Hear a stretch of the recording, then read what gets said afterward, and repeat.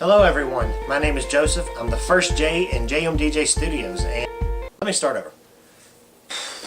Hello everyone, I'm Joseph, the first J of Jmdjstudios, and this is our first official top 10 list. Now, if you're unfamiliar with how we do top 10 lists, you can watch our previous Game of the Year awards. Basically, we each vote on our personal top 10 lists. Our top 5 hold more weight than the bottom 5. But essentially, whatever game you put in Game of the Year gets more points, and then it goes down the list until the last 5, which only get 1 point each. And it always ranks up to a very even and balanced top 10 list. I've been doing this for a long time, and it's actually worked quite well. So that's how the votes work between all of the members of Jmdjstudios, and then a couple of people who have guest starred or stuff before helped us out. This is going to be a weekly thing. Every Friday, we are doing top 10 list. Today we have our most anticipated games of 2016. Number 10, Telltale's Batman. Now, we haven't got to see any footage from this game yet, but I already know it's going to be pretty incredible. Telltale makes a very unique style of game, and they've already put the point and click genre and the visual narrative back on the market, and that's awesome enough as it is. Batman is such an iconic character, and he's so great, and it's got this darker feel to Batman usually, and Telltale does games like that very well, like The Wolf Among Us or The Walking Dead. So it's going to be very fantastic to see what they can do with Batman, and it's going to be a very fun game to play. I'm super excited for it, and all of us here at Jmdjstudios were excited for it, so I can't wait to see what that's like. Number 9 on our list is Doom. The new Doom, as you can see on the screen back here. It looks awesome. Doom has always been a very important part of gaming history. It started a lot of firsts. It did a lot of great things back in the day when it came out, and it's continued to do awesome things as it was released from console to console. This one is the newest version of Doom, and it looks awesome, and it looks like Doom, and that's what is really good. It looks really fun. I personally can't wait for the game, and it got quite a few votes here. Okay, so number 8 on our list is Fire Emblem Fates. Now, this game is going to come out in 2 parts and possibly a 3rd part in March, so it looks like it's going to be pretty awesome. I can't wait to play the new Fire Emblem game, and it's really cool because normal Fire Emblem games have 2 branching stories. This one's going to have 2 separate branching stories, so you're going to have Birthright and you're going to have Conquest. So that's really cool. It's 2 separate games, but they tell 2 different sides of the same story, and it's going to be really cool to see what kind of decisions you can make, what kind of characters you can keep alive, which ones die, or however it's going to work. The game itself, it looks beautiful. It's going to be on the Nintendo 3DS, and I am just super excited about it. We all are here. Fire Emblem is such a great game, and it's a real-time strategy. So if you haven't ever played a Fire Emblem game, I suggest picking this one up or Fire Emblem Awakening on the 3DS to get you started. But both of these games are really good entry points to the series, I think. And I can't wait for this to come out. It's coming out very soon, so pick it up. Number 7 on our list is Mirror's Edge Catalyst. Now, this is a sequel or possibly a prequel to Mirror's Edge that came out on the Xbox 360. Mirror's Edge is a very unique game. It is like a first-person platformer, if you will, but there's more to it than that. There's puzzle solving, there's first-person shooting, and there's a lot to it. But basically, it's a game about parkour or free running. And these games, this one looks fantastic. It looks very real. It looks very interesting. It looks very artsy, if you will. So that's really cool. And the gameplay itself, it looks like the old games, the old game. So it actually looks very good. I can't wait to play it. It's very high-paced, fast-paced action, non-stop for the most part through these games. And being so high above the city, free running and stuff, there's some moments where you just get to take in all the surroundings and all the scenery. So it looks really cool. Mirror's Edge, number 7. So the next game on our list is one of the most strange games I think I've ever seen, and it's such an incredible concept. No Man's Sky. No Man's Sky is this game where it's infinite discovery. The possibilities are literally endless. You can just get in a spaceship, fly out into space, and discover a planet that not even the creators knew existed because of randomly generated content and the vast size of the game. It's probably going to take about 3 PS4s of hardware space just to download the game, but no, that was a joke. Don't listen to me. No Man's Sky. Wow. I mean, it's got great graphics to it. I mean, it just looks very bright, very colorful. Sometimes it can look very dark, very dreadful, and it's exploring the universe. And it looks like there's so much potential here. It looks like the online capabilities are phenomenal. Just being able to discover new worlds with players and name new planets and name new creatures and new trees and new life forms, and it's going to be nuts. If you've ever wanted to dive into space and just explore the vast, endless possibilities, this is the game that I would recommend picking up. This is what people, back when games like Asteroids came out, I think this is what people had in mind. This is that game. So pick it up. Number 6, No Man's Sky. Now, number 5 on our list is Final Fantasy 15. This is the newest Final Fantasy game in the series. It looks very incredible. You can't really go wrong with Final Fantasy. Well, I guess some people would argue you can, but I'm a fan of a lot of the older Final Fantasies myself, and I'm also a fan of some of the newer Final Fantasies. So, to me, this game looks awesome. It's a definite pickup. I am definitely going to pick up Final Fantasy 15. To make number 5 on our list, we're in the top 5 now. It was pretty incredible for this game. But Square Enix knows what they're doing when it comes to RPGs. For the most part, they know what they're doing when it comes to RPGs. This game itself, it looks very detailed. It looks very realistic. And it looks like it's going to be a pretty fun adventure for the most part. And I can't wait to dive into this game. I'm just going to dive in head first. Forget the diving board. We're just going in. It's going to happen. And I'm going to drive this car, but I'm going to swerve into the other lane when it happens. Final Fantasy 15. And number 4 on our list is a game that each one of us at Jmdjstudios shares a piece of their childhood with. And that is Kingdom Hearts 3. Now, I think the only reason this game didn't make number 1 is because there's a lot of us here that think that Kingdom Hearts 3 probably won't come out this year. It'll probably be delayed. But it is still so highly anticipated that it managed to make spot number 4 on our list. Kingdom Hearts has always been a great game. Even the spin-offs and the multiple spin-offs. The story has finally connected and tied back together. It's the mesh-up that we never knew we always wanted. And it's Square Enix and RPG elements and Final Fantasy characters mixed up with Disney worlds and Disney characters. As you can see, there's a lot of variety in the gameplay. It's a lot of action-based gameplay, and there's some puzzle elements in there. But it's an RPG through and through. Great. Just great. It's just great. Just go pick it up. If you haven't played Kingdom Hearts before, you still have time, people. If you've never played it, I suggest picking up the new remixes, like the Kingdom Hearts 1 and 2 on I think it's on the PlayStation 3.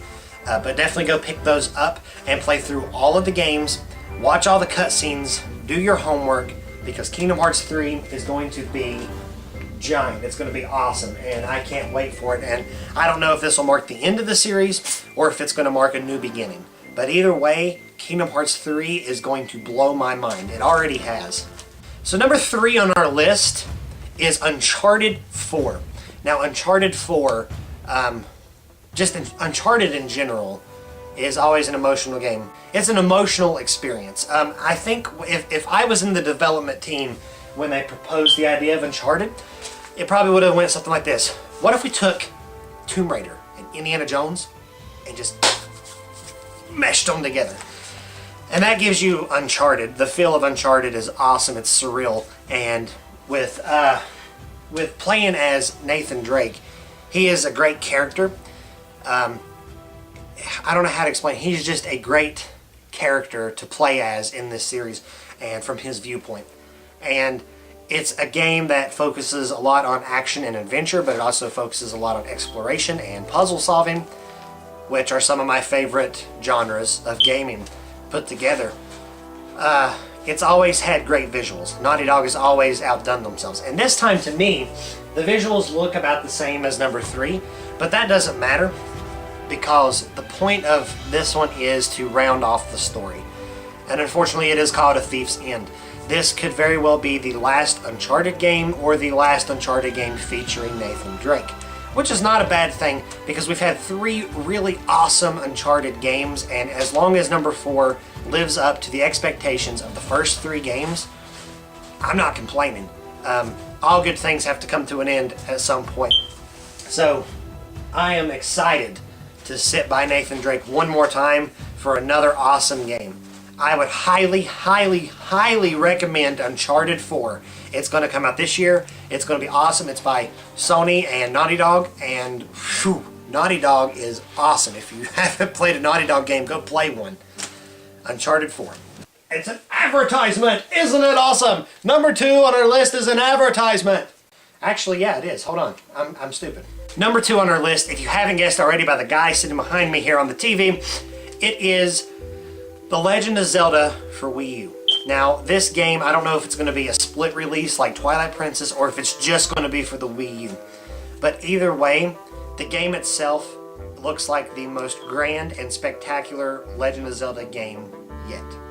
Legend of Zelda has been around for so long, and it is such a great game. It is a true, when you talk about gaming, it is a true fairy tale experience. It's like you're reading this book and this magical thing unfolds in front of you, this magical tale, this magical adventure. And the legend literally gets passed down from generation to generation. The games that I grew up with may be different from the games that my children will grow up with, or the people who are older than me who play games that they grew up with.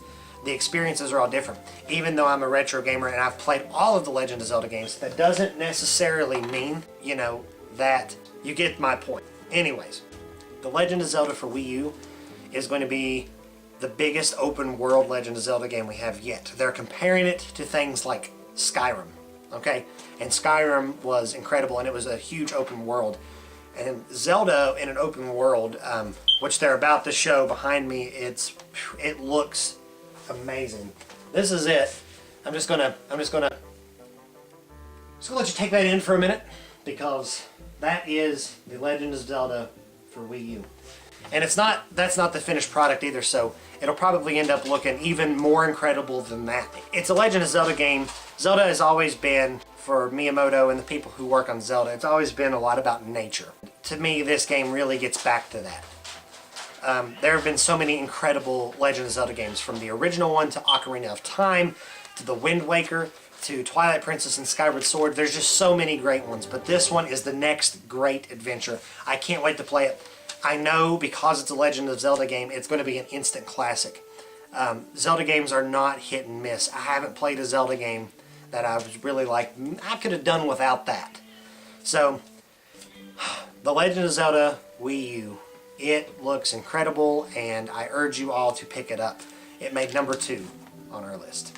Wait for it. Wait for it. Oh, this is an advertisement. Guys, wait for it. Alright, so the next game on our list, number 1, is Yooka-Laylee.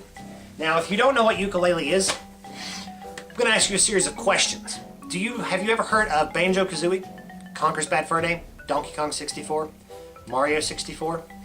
What about Mario Galaxy 1 and 2? If you've heard of any of these games, that is Yooka-Laylee. Yooka-Laylee is the next brand new 3D platformer with an emphasis on collectibles and exploration.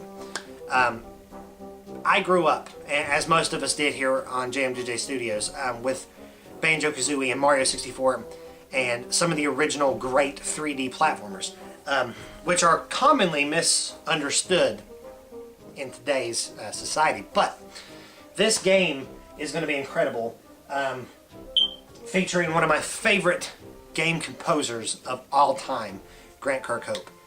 And the game itself looks awesome. It's a duo. You've got Yuka, who is a chameleon, and you've got Laylee, who is a bat. They contrast to each other because you've got the green and the purple color scheme going on. But you've also, you can see the partnership between the two of them and the way they interact with each other. And it looks really cool. This that I'm showing now is not finished product, so it's actually going to look a lot different than this. But this is just to show off the game originally. But I think the reason Yooka-Laylee won for our most anticipated game is because we've been waiting for so long for this genre to come back. I really feel like this is the game that's going to do it. I mean, we've had a few in between here and there, but we've never had a game quite like the original 3D platformers that came out back on the PS1 and the N64. And we haven't really had a true one, and this is the first really, really true one. And I personally cannot wait. If you haven't seen Yooka-Laylee or heard anything about Platonic Games before, go watch them. I'm going to end on this last note here. The team at Platonic Games are composed of mainly ex-Rareware developers, which is a good thing. And they've got their team and their offices set up like they used to back in the days when they were developing games on the Nintendo 64. And the reason they did this is because back then, I guess now, if you draw a character and you want to get it approved, you have to send it up through all these different levels of management to get it approved or vetoed, and finally a decision comes back to you and they're like, yeah, probably not. Back then, they could do something on their computer and they could be like, hey guys, check this out. And then, you know, they're in a team of like 5 people and they could come over there and be like, oh, that was really cool. I liked it. Let's put that in somewhere. And they could just put it in and show the final product to the management team. And then the management team could be like, hey, that actually works pretty well.